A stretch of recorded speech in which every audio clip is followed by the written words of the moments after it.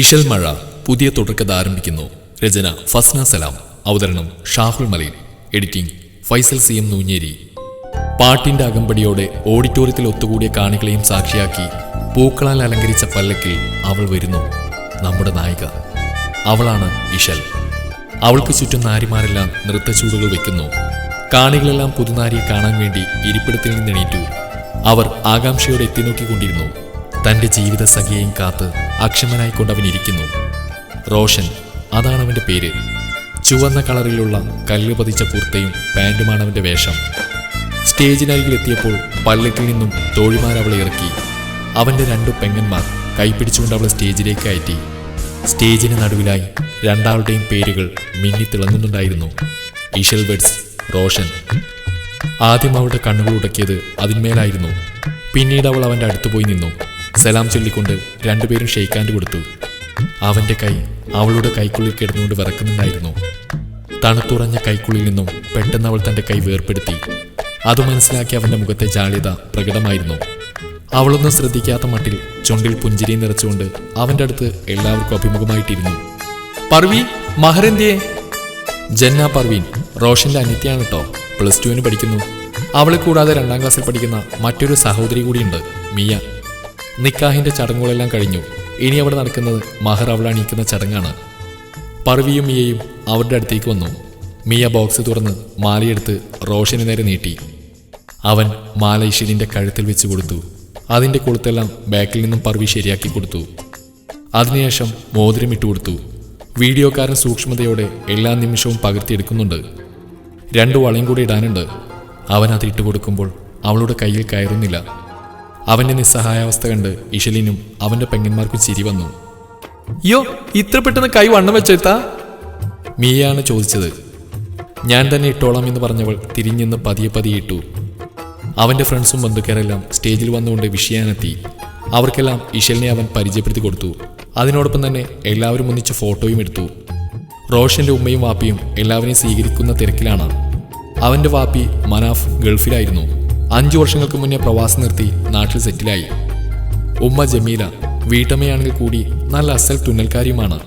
പർവിയുടെയും മിയയുടെയും ഡ്രസ്സെല്ലാം തയ്ച്ചു കൊടുക്കുന്ന ജമീലയാണ്. അടുത്ത വീട്ടിൽ നിന്നുള്ളവരൊക്കെ ഓണവും പെരുന്നാളും കല്യാണമൊക്കെ ഉണ്ടാകുമ്പോൾ ഡ്രസ്സുമായി വരും. അവർ സന്തോഷത്തോടെ തയ്ച്ചു കൊടുക്കും. അവരുടെ അടുത്തുനിന്ന് കാശൊന്നും വാങ്ങില്ല കേട്ടോ. അതൊക്കെ സ്നേഹത്തിന് പുറത്ത് ചെയ്തു കൊടുക്കുന്നതാണ്. അവരെ കൂടാതെ മറ്റൊരു വ്യക്തി കൂടിയുണ്ട് ആ വീട്ടിൽ, മനാഫിന്റെ ഉമ്മ ആയിഷ. റോഷന്റെയൊക്കെ ഉമ്മൂമ്മ. ഇത്രയും പേരടങ്ങുന്ന കൊച്ചു കുടുംബമാണ് കളത്തിങ്ങൽ തറവാട്. വൈകുന്നേരമായപ്പോഴേക്കും അതിഥികളെല്ലാം ഭക്ഷണം കഴിച്ചിട്ട് പോയി. ഇശലിന്റെ വീട്ടുകാരെല്ലാം യാത്ര പറയാനൊരുങ്ങി. ജമീലയും മനാഫും മനാഫിന്റെ ഉമ്മ ആയിഷയും കൂടി നിന്നിട്ട് എന്തോ സംസാരിക്കുകയായിരുന്നു. ഇശലിന്റെ ഉമ്മ ഷാഹിനെയും വാപ്പ സാരിയും തങ്ങൾക്ക് നേരെ വരുന്ന കണ്ടവർ സംസാരം നിർത്തി. അവരെല്ലാം വന്ന് പരസ്പരം കൈകൊടുത്ത് സ്നേഹം പ്രകടിപ്പിച്ചു.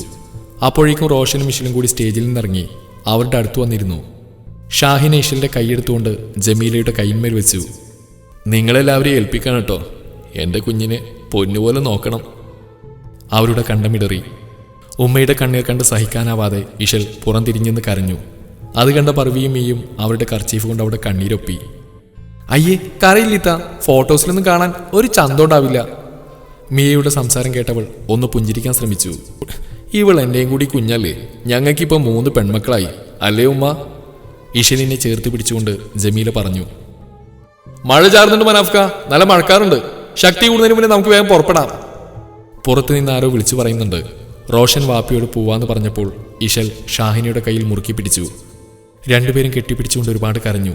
അത് കണ്ട അവളുടെ അനിയന്മാരും കണ്ണീര് തുടച്ചു.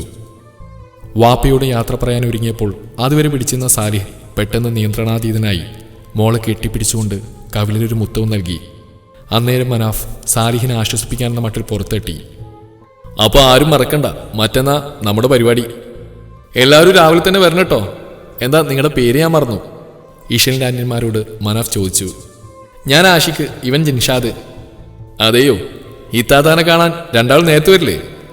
അവർ അതേന്ന് പറഞ്ഞ് പുഞ്ചിരിച്ചുകൊണ്ട് തലയാട്ടി. എല്ലാവരും വരണം കേട്ടോ. ജമീലയും ആയിഷയും അവരുടെ വക ക്ഷണിച്ചു.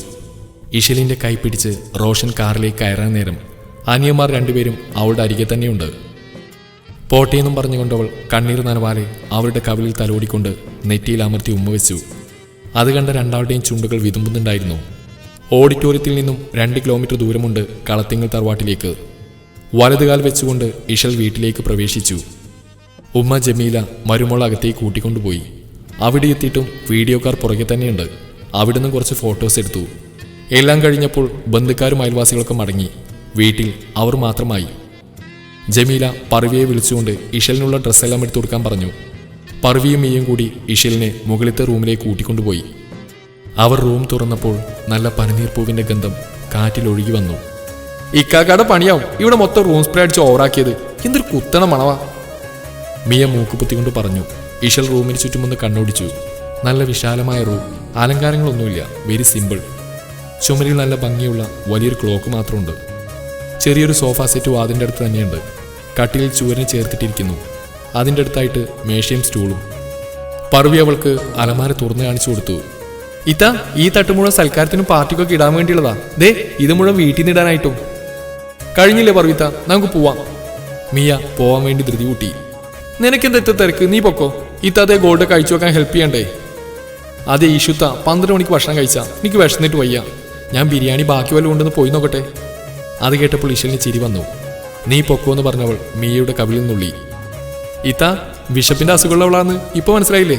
തീറ്റ എന്നുള്ള വിചാരം മാത്രമേ ഉള്ളൂ. അയ്യോ പാവം, ഇവൾക്ക് പിന്നെ വിശപ്പെന്താന്ന് പോലും അറിയില്ല കേട്ടോ. പൂച്ചയെപ്പോലെ പതുങ്ങി വന്ന് കഴിക്കത്തേ ഉള്ളൂ. നീ പോയേ എന്നും പറഞ്ഞ് പർവി അവളെ അവിടുന്ന് നാട്ടി. ഇഷൽ അവളുടെ വളകളെല്ലാം ഊരിവെച്ചു. പർവി അതെല്ലാം വാങ്ങി ബോക്സ് തുറന്ന് ഓരോന്ന് യഥാസ്ഥാനത്ത് വെച്ചു. ശേഷം മാലയുടെ ഹുക്കഴിക്കാൻ അവളെ സഹായിച്ചു.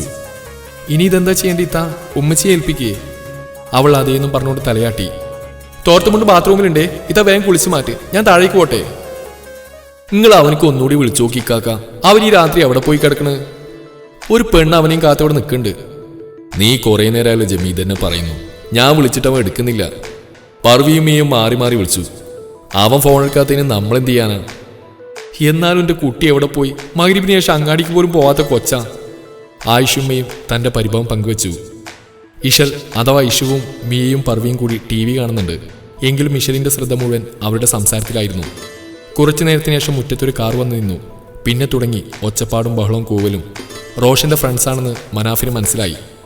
പുറത്തെ ബഹളം കേട്ട അയാൾ അരിശത്തോടെ കസേരയിൽ നിന്ന് എണീറ്റതും അത് കണ്ട് ജമീല അദ്ദേഹത്തെ വേണ്ടാന്ന് പറഞ്ഞ് തടഞ്ഞു. പുറത്തെ ലൈറ്റിട്ടതിന് ശേഷം ഹാളിലെ വാതിൽ തുറന്ന് മനാഫ് പുറത്തു വന്നതും റോഷന്റെ ഫ്രണ്ട്സ് എല്ലാം വേഗത്തിൽ വണ്ടിയിൽ കയറി. കാർ സ്റ്റാർട്ടാക്കി സ്പീഡിൽ പോയി. വാപ്പിയെ കണ്ടതും റോഷൻ തലയും ചൊറിഞ്ഞ് മുഖം കുനിച്ച് നിന്നുപോയി. അവനെ രൂക്ഷമായിട്ട് നോക്കിയെന്നല്ലാതെ മനാഫ് മറ്റൊന്നും ചോദിച്ചില്ല. വാപ്പിയുടെ മുഖത്തേക്ക് നോക്കാതെ അവൻ അകത്തേക്ക് കയറിപ്പോയി. എവിടെയായിരുന്നു റോഷു നീ? ബാക്കിയുള്ളവരൊക്കെ കൂടി തീ തിരിച്ചല്ലോ. അവൻ നേരെ നോക്കിയത് ഇഷുവിന്റെ മുഖത്തേക്കായിരുന്നു. അവൾ അവിടുന്ന് എണീറ്റു. ടേബിളിരിക്കുന്ന പത്രമെടുത്തു ചുമ്മാ മറിച്ചുകൊണ്ടിരിക്കുകയായിരുന്നു. അത് പിന്നെ അവരെല്ലാവരും കൂടി ഇവിടെ വന്നിട്ട് ഒരത്യാവശ്യ കാര്യമുണ്ട്, നീ ഞങ്ങളുടെ കൂടെ വാന്ന് പറഞ്ഞിട്ട് എന്നെ കൂട്ടിക്കൊണ്ടുപോയി. ചുമ്മാ പറഞ്ഞതായിരുന്നു ഉമ്മി. സിറ്റി മുഴുവൻ ചുറ്റിച്ചു, വെറുതെ എന്നെ കളിപ്പിക്കാനായിട്ട്. ഉമ്മിക്കറിയാലോ, രാത്രിയായി ഞാൻ അങ്ങാടി പോലും പോവില്ലാന്ന്. ഇഷലിനെ നോക്കിക്കൊണ്ട് അവൻ പറഞ്ഞു. അവൾ കേൾക്കാൻ വേണ്ടി പറഞ്ഞതായിരുന്നവൻ. ആ നേരം കുറേയായി, വാ വന്ന് ഭക്ഷണം കഴിക്ക്. ഞാൻ ടേബിൾ എടുത്ത് വെച്ചിട്ടുണ്ട്, ഞങ്ങളെല്ലാവരും കഴിച്ചു, ഇനി നീ മാത്രമേ ഉള്ളൂ. അവൻ ആയിക്കോട്ടെ എന്നും പറഞ്ഞ് കൈ കഴുകി അടുക്കളയിലേക്ക് പോയി. പർവിയും മിയയും ഉറക്കം വന്ന് കോട്ടുവായിട്ട് തുടങ്ങിയിരുന്നു. മിയ, പർവി പോയി കിടക്ക്, നേരം 10 കഴിഞ്ഞു. മോളെ വിഷു, നീയും പോയി കിടന്നോ, അവൻ കഴിച്ചിട്ട് വന്നോളൂ. അവൾ ശരിയെന്നും പറഞ്ഞ് സ്റ്റെപ്പ് കയറിപ്പോയി. മിയും പർവിയും TV ഓഫ് ചെയ്തു അവരുടെ റൂമിലേക്കും പോയി. റോഷൻ കഴിക്കുന്നു നോക്കി ജമീല അവൻ്റെ മുന്നിൽ തന്നെ ഇരുന്നു. അതെ, നിന്റെ ഫ്രണ്ട്സ് കാണിച്ചൊന്നും വാപ്പിക്ക് പിടിച്ചിട്ടില്ല. നിനക്കറിയാലോ അവർ ഓഡിറ്റോറിയത്തിൽ നിന്നും കാണിച്ച അലമ്പൊക്കെ. മുറ്റത്തുനിന്ന് നിങ്ങളുടെ ഒച്ചയും കൂവിലൊക്കെ കേട്ടപ്പോൾ തന്നെ വാപ്പി ദേഷ്യത്തോടെ വന്നാ, പിന്നെ ഞാനാ പിടിച്ചു നിർത്തിയത്. അവൻ തിരിച്ചൊന്നും പറയാതെ കഴിച്ചുകൊണ്ടിരുന്നു. ഇനി പണ്ടത്തെ പോലെ അല്ല റോഷു, നിന്റെ കൂടെ ഒരു പെൺകുട്ടിയുടെ ഉണ്ട്. വെറുതെ വാപ്പിയെ ദേഷ്യം പിടിപ്പിച്ച് വായി കിടക്കുന്ന മുഴുവൻ കേൾപ്പിക്കാൻ നിൽക്കണ്ട. ഓ, ഉത്തരവ് പോലെ ഉമ്മച്ചി. അവൻ കഴിച്ചെണീറ്റു. വാഷ് ബേസിൽ പോയി കൈ കഴുകി. എന്നിട്ട് ജമീലയുടെ തട്ടത്തിന്റെ അറ്റമെടുത്ത് കൈയും മുഖവും എല്ലാം തുടച്ചു. ഈ ചെക്കൻ ഇപ്പോഴും കൊച്ചുകുട്ടികളെ പോലെയാ. ഈ ദുശീലമൊക്കെ മാറ്റാൻ സമയമായിട്ടോ റോഷു? ഇതൊക്കെ എന്തോ ദുശീലം. പെണ്ണെട്ടിന്ന് എഴുതി റോഷന് പുതിയ ആളാൻ പോകുന്നില്ല. ഈ ശീലമൊക്കെ എപ്പോഴും ഉണ്ടാവും. പിന്നെ നിങ്ങൾക്ക് ഉമ്മിക്കൊക്കെയുള്ള പരാതിയല്ലേ ഞാൻ തോന്നിയ പോലെയാ നടക്കുന്നത്, നിങ്ങളൊന്നും അനുസരിക്കില്ലെന്ന്. ആ കാര്യത്തിന് മാത്രം ചെറിയൊരു മാറ്റം. ഇനി ഞാൻ നിങ്ങൾ പറയുന്നത് മാത്രമേ അനുസരിക്കൂ. അത് കേട്ട ജമീല വാത്സല്യത്തോടെ അവൻ്റെ ചെവിയിൽ നുള്ളി. ആ അനുസരിച്ചാൽ നിനക്കൊള്ളാം. അതും പറഞ്ഞവൻ പോവാനൊരുങ്ങിയപ്പോൾ ജമീല അവിടെ നിൽക്കുന്നു പറഞ്ഞിട്ട് എന്തോ ഓർമ്മിച്ചുകൊണ്ട് അടുക്കളയിലേക്ക് പോയി. അവനും എന്താണെന്ന് കരുതി അങ്ങോട്ടേക്ക് എത്തി നോക്കി. അല്പസമയം കഴിഞ്ഞപ്പോൾ ജമീൽ ഒരു ഗ്ലാസ് പാലുമായി അങ്ങോട്ടേക്ക് വന്നു. അത് കണ്ടപ്പോൾ അവനക്കെന്തോ ചമ്മൽ തോന്നി. അവൾ കൊണ്ടുപോകാൻ മറന്നതാ, ഇനി നീ കൊണ്ടുപോയില്ലേ, ഏതായാലും ചടങ്ങുകളൊന്നും മുടക്കണ്ട. ഗ്ലാസ് അവൻ്റെ കയ്യിൽ കൊടുത്തുകൊണ്ട് ജമീൽ അവിടുന്ന് പോയി. അയ്യേ, എൻ്റെ ഒരു അവസ്ഥ, പാലും കൊണ്ട് മണിയറയിലേക്ക് പോകേണ്ട ഗതി വന്നല്ലോ. ഇതൊക്കെ ആ കുരിപ്പുകളുടെ പണിയാ. നാളെ കാണട്ടെ, എല്ലാത്തിനും ശരിയായി കൊടുക്കുന്നുണ്ട്. അവൻ പിറുപിറുത്തുകൊണ്ട് പാലുമായി റൂമിലേക്ക് പോയി. വാതിൽ തുറന്നു നോക്കിയപ്പോൾ നല്ല സംസാരം കേൾക്കുന്നു. ഇഷൽ ആരോടെ ഫോണിൽ സംസാരിക്കുകയാണ്. അവനെ കണ്ടപ്പോൾ അവൾ സംസാരം നിർത്തി ഫോൺ കട്ട് ചെയ്തു. അവൻ ഗ്ലാസ് മേശമേൽ വെച്ചു. ഫോൺ വിളിക്കായിരുന്നു അല്ലേ? എൻ്റെ ഫ്രണ്ട്സായിരുന്നു, അവരോട് സംസാരിച്ചിരിക്കുകയായിരുന്നു. അവൻ ഓക്കെ എന്ന് പറഞ്ഞുകൊണ്ട് ബെഡിലിരുന്നു. ആ, കല്യാണത്തിനാർക്കും പങ്കെടുക്കാൻ പറ്റില്ലല്ലേ? അതെ, അവർ ഫോട്ടോസും വീഡിയോസൊക്കെ ചോദിക്കുകയായിരുന്നു. ഫോട്ടോസൊക്കെ 2 ദിവസങ്ങളിൽ കിട്ടും, പിന്നെ വീഡിയോ ഔട്ട്ഡോറും കൂടെ എടുക്കാനുണ്ട്. അവൾ ഫോണിൽ നോക്കിക്കൊണ്ട് മൂളി. അപ്പോൾ ഓക്കെ, നമുക്ക് ചടങ്ങുകളിലേക്ക് അടക്കാമല്ലേ? എന്ത് ചടങ്ങ്? പെട്ടെന്ന് അവൾ ഫോണിൽ നിന്ന് തലയുയർത്തി സംശയത്തോടെ അവനെ നോക്കി. അല്ല, ഈ ഗ്ലാസ്സിൽ പാൽ ഷെയർ ചെയ്ത് കുടിക്കണ്ടേ? അങ്ങനെയാണല്ലോ സാധാരണ. അയ്യേ, എനിക്കങ്ങ് വേണ്ട, എനിക്ക് പാലിഷ്ടല്ല, തന്നെ കുടിച്ചാൽ മതി. അതും കൂടെ കേട്ടപ്പോൾ ടെൻഷൻ കൊണ്ടാണെന്നറിയില്ല, റോഷൻ ഒറ്റവലിക്ക് പാൽ കുടിച്ച് തീർത്തു. എന്നിട്ട് ഗ്ലാസ് മേശമേൽ വെച്ച് ബാത്റൂമിൽ പോയി മുഖവും വായും എല്ലാം കഴുകി വന്നു. ഞാൻ വിചാരിച്ചു നീ ഭയങ്കര ഒതുങ്ങിക്കൂടുന്ന ടൈപ്പാണെന്ന്, അധികം സംസാരിക്കാത്ത കൂട്ടത്തിലാണെന്നൊക്കെ. അല്ല, ഈ പെണ്ണുകാരുടെ എൻഗേജ്മെന്റും കല്യാണമൊക്കെ ഷടപടാന്നായിരുന്നില്ലേ? നിന്നോട് വലുതായിട്ടൊന്നും സംസാരിക്കാൻ പോലും പറ്റിയില്ലല്ലോ. എന്നെക്കുറിച്ച് പറയുകയാണെങ്കിൽ ഒരുപാട് സ്വപ്നങ്ങളുള്ള, അതൊക്കെ ഒരു നാളെ യാഥാർത്ഥ്യമാവുമെന്ന് വിശ്വസിക്കുന്ന ഒരു സാധാരണ പെണ്ണ്. മെന്റലി ഞാനൊട്ടും പ്രിപ്പയർഡ് ആയിരുന്നില്ല മാരേജിന്. പിന്നെ അറിയാലോ, മുമ്പ് നടന്ന ഇൻസിഡൻസ് ഒക്കെ. നമ്മുടെ പേരൻസിന്റെ തീരുമാനം, അതുമാത്രമാണ് ഞാനിപ്പോൾ ഇവിടെ ഇരിക്കുന്നത്. അതേ എന്നും പറഞ്ഞുകൊണ്ട് അവനും തലയാട്ടിക്കൊണ്ട് സമ്മതിച്ചു. അതിനെക്കുറിച്ചൊക്കെ പറയുകയാണെങ്കിൽ ഒരുപാട് വർഷം പിറകിലേക്ക് നമുക്ക് സഞ്ചരിക്കേണ്ടി വരും. മനാഫിന്റെയും സാലിഹിന്റെയും ഒക്കെ കുട്ടിക്കാലം മുതൽക്ക് തുടങ്ങേണ്ടി വരും. മനാഫിന്റെ വാപ്പയും സാലിഹിന്റെ വാപ്പയും ഉറ്റ സുഹൃത്തുക്കളായിരുന്നു. അവർ തമ്മിൽ കൂട്ടുകൃഷി തുടങ്ങിയാണ് ചങ്ങാതിമാരാവുന്നത്. അത് പിന്നെ വളർന്ന് വളർന്ന് രണ്ടുപേരും ഒന്നിച്ച് ബിസിനസ് വരെ ചെയ്തു തുടങ്ങി. വാപ്പമാരുടെ സൗഹൃദം മക്കളും പിൻപറ്റി. അന്ന് തൊട്ട് മനാഫും സാലിഹും ഇണവിരിയാത്ത സുഹൃത്തുക്കളായി. പഠനമെല്ലാം കഴിഞ്ഞതിന് ശേഷം രണ്ടുപേരും ഒരുമിച്ച് സൗദിയിൽ പോയി. ഒരേ കമ്പനിയിൽ തന്നെ ജോലി കിട്ടുകയും ചെയ്തു. ശേഷം നാട്ടിൽ വന്ന് രണ്ടാളും വിവാഹം കഴിച്ചു. ഭാര്യമാരെയും കൂട്ടി സൗദിയിലേക്ക് കൊണ്ടുപോയി. പിന്നെ അവിടെയായി അവരുടെ ലോകം. അടുത്തടുത്ത റൂമിലായിരുന്നു അവർ താമസിച്ചിരുന്നത്. ഇഷലിന്റെ ഉമ്മ ഷാഹിന ഗ്രാജുവേറ്റ് ആയതുകൊണ്ട് അവരും അവിടെ ഒരു കമ്പനിയിൽ ജോലിക്ക് പോയി തുടങ്ങി. അങ്ങനെയാണ് ആ 2 കുടുംബങ്ങളുടെയും സന്തോഷങ്ങൾക്ക് മാറ്റിവെക്കാൻ റോഷൻ പിറക്കുന്നത്. അവൻ ഒറ്റ കുട്ടിയായതുകൊണ്ട് തന്നെ അളവറ്റ വാത്സല്യവും സ്നേഹവും നൽകിക്കൊണ്ടാണ് വളർത്തിയത്. അവന് ചുറ്റും സ്നേഹഫലം തീർക്കാൻ എല്ലാവരും മത്സരിക്കുമ്പോഴും കളിക്കാനൊരു കൂട്ടുകാരനില്ലാത്തതിൽ അവൻ അതിയായ ദുഃഖം തോന്നി. അങ്ങനെ അവന് 4 വയസ്സുള്ളപ്പോഴാണ് സാലിഹിനും ഷാഹിനക്കും ഇഷൽ പിറക്കുന്നത്. അതോടുകൂടി അവന്റെ സന്തോഷങ്ങൾക്ക് അതിരില്ലായിരുന്നു. സ്വന്തം കുഞ്ഞിനെ പോലെ അവൻ ഇഷലിനെ നോക്കി. സ്കൂളിൽ പോകുമ്പോഴൊക്കെ അവൻ ഏറ്റവും മിസ് ചെയ്തിരുന്നത് ഇഷലിനെയായിരുന്നു. ക്ലാസ് കഴിഞ്ഞ് റൂമിലെത്തിയാൽ ഇഷലിനെ എടുത്തുകൊണ്ട് വരും. നിലത്തിരുത്തി കുറെ കളിപ്പിക്കും. അവൻ കഴിക്കുമ്പോൾ അവൾക്കും വാരിക്കൊടുക്കും. അങ്ങനെ സന്തോഷത്തോടെ പോയിക്കൊണ്ടിരിക്കുന്ന സമയത്താണ് മനാഫിന്റെ വാപ്പ കിടപ്പിലാവുന്നത്. വേറെ മക്കളൊന്നുമില്ലാത്തതിനാൽ അവരെ പരിചരിക്കാനായി ജമീലയും റോഷനും ഗൾഫിൽ നിന്നും മതിയാക്കി നാട്ടിൽ സ്ഥിരതാമസാക്കി. ഇഷലിനെ വിട്ടുപോകുന്നതിലായിരുന്നു റോഷന്റെ വിഷമം. ആ നാളുകളിലൊക്കെ അവൻ ഒരുപാട് കരഞ്ഞിരുന്നു. പിന്നെ പതിയെ പതിയെ നാട്ടിലെ ഫ്രണ്ട്സും കാര്യങ്ങളൊക്കെ ആയപ്പോൾ അവനെല്ലാം മറന്നു. 5 വർഷം മുന്നേ മനാഫും പ്രവാസി ചെയ്ത് ഉപേക്ഷിച്ചു. നാട്ടിലെ സ്വത്തും കാര്യങ്ങളൊക്കെ നോക്കി നടന്നു. സിറ്റിയിൽ ചെറിയൊരു പലചരക്കടയിട്ട് ജീവിതം മുന്നോട്ട് കൊണ്ടുപോയി. മനാഫ് നാട്ടിൽ പോന്നതിന് ശേഷമാണ് സാലിഹ് അവിടെ ഒരു ബിസിനസ് സംരംഭം തുടങ്ങുന്നത്. ആദ്യം കുറച്ച് മെച്ചപ്പെട്ടെങ്കിലും നഷ്ടത്തിലായിരുന്നു കച്ചവടം. അതിനെ തുടർന്ന് ബിസിനസ് കടത്തിലായി. മക്കളൊക്കെ ആയതിനു ശേഷം ജോലി ഉപേക്ഷിച്ച് പക്കാ വീട്ടമ്മയായി മാറിയ ഷാഹിന വീണ്ടും ജോലിക്ക് പോയി തുടങ്ങി. ആ സമയത്താണ് സാലിഹിന്റെ ഉമ്മ രോഗബാധിതയായി കിടപ്പിലാവുന്നത്. അവർ ഇഷലിന്റെ കല്യാണം കൂടെ നടന്നു കാണണമെന്നൊരു മോഹം പറഞ്ഞു. റോഷനുമായിട്ടുള്ള ഇഷലിന്റെ വിവാഹം അവർ ചെറുപ്പത്തിലെ നിശ്ചയിച്ചു വെച്ചതായിരുന്നു. കൂടുതലൊന്നും ആലോചിച്ചില്ല. സാലിഹിന്റെ ഉമ്മാക്ക് വേണ്ടി മുമ്പ് നിശ്ചയിച്ചു വെച്ച വിവാഹം കുറച്ച് നേരത്തെ നടത്തി. അങ്ങനെ കളിക്കൂട്ടുകാർ വർഷങ്ങളുടെ ഇടവേളയ്ക്ക് ശേഷം വീണ്ടും ഒന്നിച്ചു.